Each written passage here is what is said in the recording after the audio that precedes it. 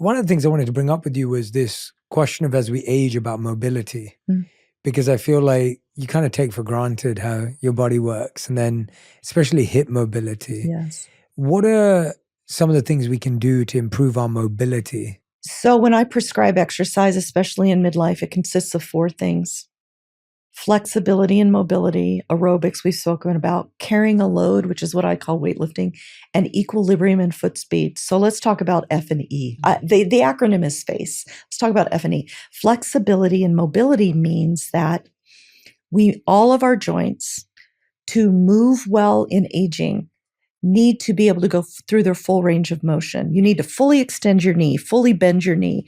Our hip needs to be able to at least bend to 90 and fully go straight. When you see people who are aged shuffling down the street, it's often due to muscle weakness and because their joints just don't move anymore. So how do we prevent that?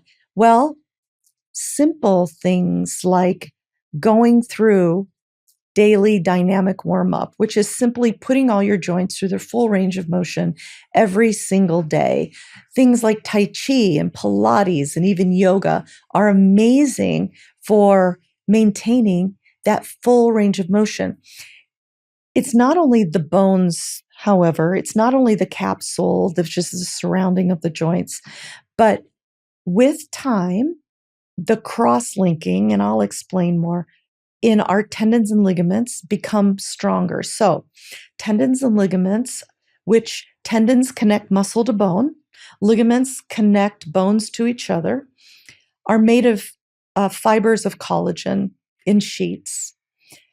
The bonds between those collagen tighten with age. So tendons and ligaments get stiffer unless we continually put them through their full range of motion so they don't lose that motion. So the natural progression of aging is tightness and tightness and tightness, but we can reverse that in the ways we talked about. It's a daily practice, or at least a 3 or 4 times a week practice, right? If someone's feeling exceptionally tight in certain areas of their body, what else can they do to loosen it up? So I like every workout to start with a dynamic warm-up, meaning we're going to warm everything up. So for instance, it may sound simple, but it is.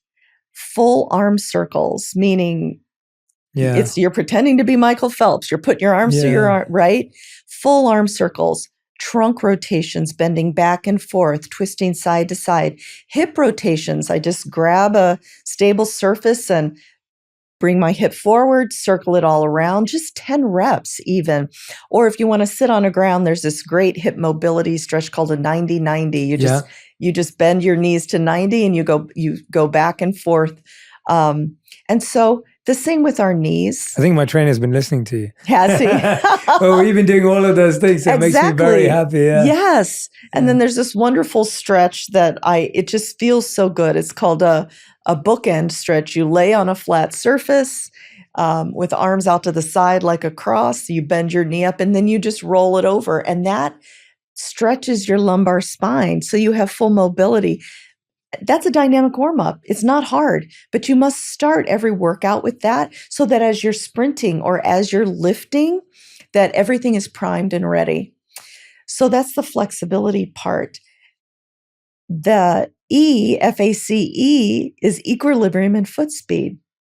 We've talked about muscle. We've talked about bone and fragility. Many people, even with low muscle mass, even with low bone density, may be okay until they fall. One critical fall can be, and I can tell you all kinds of stories, but it can mean the difference between life, death, living alone, not living alone. So what do we do about it? We got to retrain our balance. Simply as standing on one foot when you brush your teeth. Literally, you're standing there, tree pose, hand going back and forth. You will retrain the neuromuscular pathways that degrade starting about in your 20s. I love that one. Yeah, easy. I'm going to try that. Yeah. You must. And alternate legs on different days of the week, right? You will retrain your balance so quickly because we should be able to balance on one leg for about 20 seconds. Mm. Because what happens when we reach over and we just fall over? Yeah, we don't want to do that. The other thing is it's very common to see all kinds of athletes doing agility drills. You've seen it on the field, jumping up and down, jumping over barriers.